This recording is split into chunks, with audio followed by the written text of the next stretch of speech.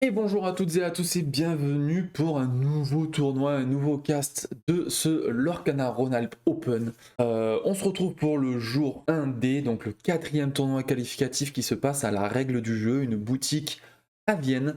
Et je vais commencer par le cast de la ronde 1. Il y aura évidemment 5 rondes. Pour ceux qui ne le savent pas, les qualifiés à la fin de la journée, donc ceux qui ont terminé en 4-1 ou en 5-0 sont qualifiés pour un jour 2, entre guillemets une finale où il y aura tous les qualifiés de l'événement. Dans les 4 autres tournois, si vous n'avez pas vu les autres tournois, n'hésitez pas à faire un tour sur ma chaîne YouTube. Il y a déjà toutes les autres VOD des tournois précédents que j'ai pu caster qui ont été mis en vidéo YouTube. N'hésitez pas à mettre un petit pouce et à vous abonner si ça vous plaît évidemment, et ne ratez aucun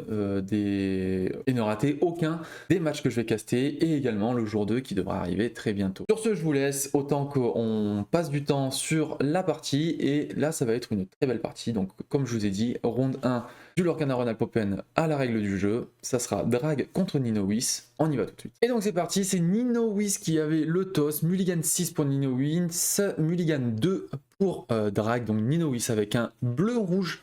Le rouge qui est à la mode à Lyon, hein, on va pas se mentir, on l'a vu dans les tournois précédents. Ça aime jouer du bleu-rouge, hein, je vous le dis. C'est très agréable. Et Drag qui va jouer un bleu-violet. Bleu-violet comme on le connaît plutôt bien maintenant. Voilà, on apprécie magnifique tapis hein, de la part de Niois. Hein. Je vous rappelle qu'il fait partie de la Team Glim, qu'il a un tapis de la Team Glim, mais qui refuse de jouer avec. Pour faire honneur à sa demoiselle. T1 développe T2 vision, c'est pas idéal, hein. On a plutôt envie d'aller chercher une rampe généralement sur le bleu-rouge, malgré que ce soit pas une nécessité. En tout cas, c'est que c'est dérangeant de ne pas avoir sa rampe, alors que de l'autre côté, ben, le Blurple, lui, arrive à trouver son typo, une petite rampe, partir à l'aventure avec son garde royal de toute manière, prendre son premier point de l'or. La vision qui arrive, le Voguet qui arrive un tout petit peu tard, on va ancrer Kida, ancrer un Olympe. Pour 2, jouer un médaillon lesté. Médaillon lesté, une très bonne carte. On n'est pas sur le même bleu-rouge que celui de Bagish précédemment. Enfin, précédemment, dans le tournoi précédent. Là, on va avoir un petit peu plus de body plutôt que des actions. Et une manière d'avoir de la pioche, c'est de jouer ces médaillons lestés. Si vous ne connaissez pas les médaillons lestés, c'est une carte qui dit que vous pouvez rajouter... Enfin, déjà, vous payez 3, 2. Je crois que c'est 2. Vous l'inclinez, vous donnez plus 2 d'attaque, je crois. Oh là, je suis plus du tout sûr de ce que je suis en train de raconter. J'avoue que Médaillon Lesté, c'est une carte que j'ai pas jouée depuis extrêmement longtemps. J'ai un trou de mémoire, je suis désolé. Je crois que c'est plus 1. Hein. C'est payer 2 pour donner plus 1. Si je ne dis pas de bêtises, je me trompe peut-être. Et à chaque fois que le personnage qui a été ciblé donc pour l'effet de Médaillon Lesté challenge, vous pouvez piocher. Donc si vous arrivez à booster un personnage, trade une fois avec, vous piochez, vous le redressez avec un Olympe par exemple, vous le redressez avec Olympe, vous refaites un trade, vous repiochez, il suffit que ça soit sur Maui, vous avez pioché en plus des cartes depuis la défausse qui sont des actions, vous êtes en train de remonter votre Olympe, vous allez trade le board, il peut y avoir un combo qui est assez fracassant avec Maui. Maui Shark, ça peut faire des choses avec ce genre de cartes. Et donc là, c'est ce qui vient de se passer. Donc on a fait l'effet de médaillon lesté, donc ça coûte 2, et on a été trade la belle, si je ne dis pas de bêtises, donc c'est au moins plus 1, ça c'est une certitude. On va jouer une nouvelle Cendrillon, donc on va pouvoir faire un double effet Cendrillon. Ancrer Vaiana. Est-ce qu'on va faire les effets Cendrillon? Premier effet Cendrillon, on le fait, on pioche. Deuxième effet Cendrillon, est-ce qu'on a envie de le faire? Est-ce qu'on n'a pas envie? On va faire l'effet de Cendrillon ou pas? 2, 4, 6, 8, on se retrouve à 8 d'encre. 9 d'encre, on va aller jusqu'à 9. Et je sais pas trop ce qu'il va faire avec 9 d'encre, mais en tout cas il va pouvoir faire des choses, il a 3 cartes en main. Il a une mécanique de pioche sur le board, il est pas si mal le Ninowiss actuellement. Alors que Drag, lui, a un petit peu plus de difficulté, il n'a pas de board épée, par contre il a des cartes en main, il a 5 cartes. Il a déjà utilisé un manuel. Et là ça va commencer à être difficile. Est-ce qu'on a envie de se jouer un Yago pour peut-être se prendre... non, on va plutôt aller ancrer le Yago, monter à 7 d'encre. Est-ce qu'on a quelque chose à faire pour 7 d'encre? Non, pour 5, on va aller peut-être jouer une Ursula. Oh, intéressant ça, de jouer une Ursula. Pouvoir jouer une chanson qui coûte 4 ou moins, du coup, étant donné qu'il a incliné une Cendrillon, pouvoir aller donc jouer sa chanson qui va permettre de contrôler une Cendrillon. L'autre qui va être prise par le typo, étant donné qu'elle avait des dégâts. Et à ce moment-là, on n'a plus du tout de pioche, de mécanique de pioche sur le board. Et on a un Mufasa qui arrive. Mufasa, c'est une bonne carte. Peut-être pas dans ce match-up. On va pas se mentir. Donc, je vous rappelle, un Mufasa, on incline toutes les encres. On en récupère 2 au hasard parmi ces encres qu'on met dans la main. On va ancrer Kida. On va donner boost à Mufasa avec la fusée de Mushu pour aller gérer le garde royal. Partir à l'aventure avec cette Ursula. Pour 7, un Hades sur le Mufasa. Et ouais, c'est pour ça que le Mufasa n'est pas forcément une excellente carte parce que généralement c'est un tour à vide. Alors là, il a réussi à faire un effet avec sa fusée de Mushu. Mais généralement, c'est un tour à vide, notamment contre bleu X, peu importe quoi que ce soit. Si on se retrouve à affronter une Let It Go ou un Hades, c'est un petit peu dommageable, dirons-nous. Hades sur Hades. Est-ce qu'on va donner charge à ce Hades pour aller trade la Ursula? Non, je ne pense pas. Par contre, ce qu'on pourrait faire, non, hein, on n'aura pas assez d'encre. J'allais dire qu'on aurait pu ancrer une carte, paquer la fusée et faire l'effet de médaillon, mais en fait pas du tout, parce qu'en plus de ça demande de payer un coup, si je ne dis pas de bêtises. Ça demande de payer 1 pour bannir la fusée, une fois qu'elle est sur le jeu. Donc, ce n'est pas possible. J'allais dire des bêtises, veuillez m'en excuser. Ça arrive à tout le monde. Card Royal Bell. Braque qui joue une version de bleu-violet un petit peu hors des clous, on va dire. Avec des Ursula et des Belles. C'est une version qui avait été proposée au début du set, avant Gant. Je me souviens d'avoir vu des versions comme celle-ci. Donc des Belles pour pouvoir ne pas perdre la course des encres. On va les boost Hades pour aller récupérer cette Ursula. Étant donné qu'on la boost, on pioche une carte. Et là, ça va peut-être se déclencher. Pour 5, un pat. Il reste 4 d'encre. Qu'est-ce qu'on peut faire pour 4 pour Ninois? Je suis pas sûr qu'on puisse faire énormément de choses. Ouais, c'est une Cendrillon. Hein. C'est une Cendrillon. Il n'y avait pas grand-chose d'autre en main pour pouvoir faire mieux que ça. On aurait peut-être pu mettre un boost, mais de toute façon, il n'y a rien d'autre qui est incliné. Non, je pense que c'est une bonne chose comme ça. On va décider de ne pas ancrer, on va décider de ne pas faire l'effet Cendrillon. Probablement qu'on a 2 bonnes cartes en main. Étant donné qu'on a un personnage adverse incliné du côté de Ninois, on joue une Dolores. Dolores qui permet d'aller piocher s'il y a un personnage incliné. On a pioché, donc ça a mis des offensifs à ce garde royal qui permet d'aller taper à 3 du coup et à récupérer le Hades. Il y a combien de dégâts ce Hades?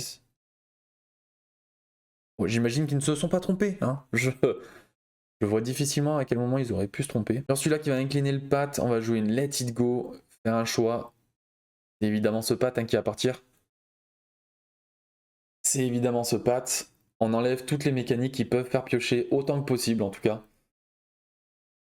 Et là, ça va devenir un petit peu plus difficile, je pense, pour Ninois. On n'a pas le board.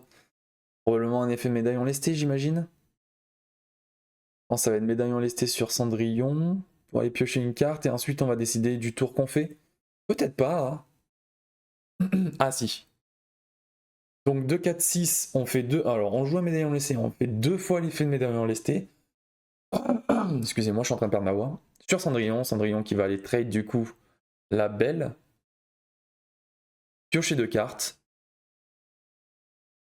On va aller poser ce Maui pour 6. Dommage, hein, dommage qu'il ne l'ait pas eu avant parce que ça aurait pu être un tour excellentissime s'il avait pu ancrer, bannir, donner rush à Maui, récupérer des actions de sa défausse, etc. Ça aurait pu être assez exceptionnel. Ouais, il y a des actions dans la défausse qui peuvent être récupérées. Ça aurait pu faire un tour un peu violent. Récupérer un Olympe, ça aurait pu être sympa. Ursula qui va aller donc finir la Cendrillon. Ce Maui Shark qui est sur le board, qui doit être géré, qui doit absolument être géré d'une manière ou d'une autre. Je sais pas comment tu peux faire, mais il faut la gérer. Ou alors il fallait pas incliner les personnages. Pour 4, une belle. Aïe aïe aïe. Et là peut-être que ça c'est une erreur. Parce que là tu donnes tout simplement le bâton pour se faire battre. Le bâton pour se faire battre, il est là. Si je ne dis pas de bêtises, il y a un Olympe dans la défausse. Du coup, ce qui peut être fait, c'est même pas si c'est nécessaire. Booster les médaillons lestés sur le Maui. Partir à l'aventure, trade, récupérer Olympe, piocher 2 cartes, récupérer Olympe. Ah non, il récupère une. Pas de Olympe. Il me semblait qu'il avait joué un Olympe. Peut-être qu'il avait ancré. Potentiellement qu'il l'avait ancré. Pour 2, vision de l'avenir. Récupère un point de l'or, étant donné que Maui est sur le board. Et une carte parmi les 5. Ancré typo. Hades sur Belle. Ça c'est bien joué. Il a mis la madrigale dans la défausse d'ailleurs. Il aurait dû la mettre dans l'encre, si je dis pas de bêtises. Il aurait pu la mettre dans l'encre en tout cas.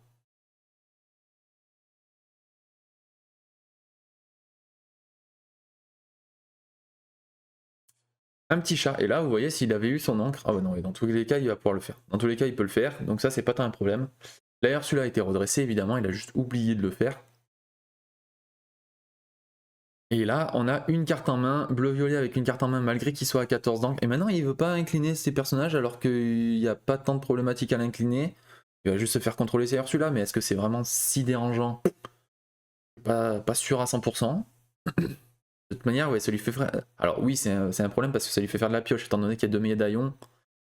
Ça lui ferait faire de la pioche. Après, est-ce que c'est pas déjà trop tard? Est-ce que c'était pas déjà le tour d'avant qu'il fallait pas s'incliner? C'est à voir. Tour 6, Maui Shark, il a bien fait de pas incliner. Tour de voguer, on va aller piocher une carte. Et maintenant, il va falloir qu'on aille gérer à distance hein, d'une manière ou d'une autre. Hein. Un pat, ok. Jouer un pat, partir à l'aventure avec le Hades, prendre des points de l'or, petit à petit, on fait ce qu'on peut. Mais Drag, pour gagner, il va falloir qu'il s'incline un jour ou l'autre, qu'il fasse quelque chose. Là, on est mal barré. Il y a quelques encres quand même des deux côtés, 4 et 4, 8 et 4, 12, 13 encres du côté de Ninois.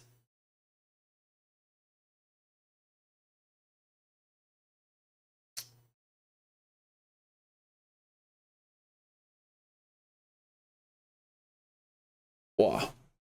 Un Basile pour 1. Wow. Un Basile pour 1, c'est pas fou. On prend, hein, mais c'est pas fou. Et on n'incline pas, hein, on laisse Ninois revenir petit à petit, 1, 2, 3. Va falloir réussir à me trouver, à trouver 6 de l'or, sans partir à l'aventure. Là, c'est pas gagné pour Drag. Voguer, on fait un point de l'or. Voguer à nouveau, on fait un point de l'or. Pas sûr qu'on ait beaucoup de cartes qui permettent d'incliner du côté... Je sais qu'il y a la fée clochette qui permet de faire ça, mais je crois pas qu'il la joue. Double médaillon lesté. Allez, incline quoi que ce soit. Je vais piocher 4 cartes au prochain tour. Plus la récupération de la carte de Maui. 1, 2, 3, point de l'or. On passe à 10. 1, 2, 3, 4, 5. Effet de Cendrillon. On cycle la main. Désolé pour les yeux. La lumière s'éteint de temps en temps dans la boutique quand des personnes appuient sur les boutons. C'est normal. C'est ce qu'on appelle des interrupteurs.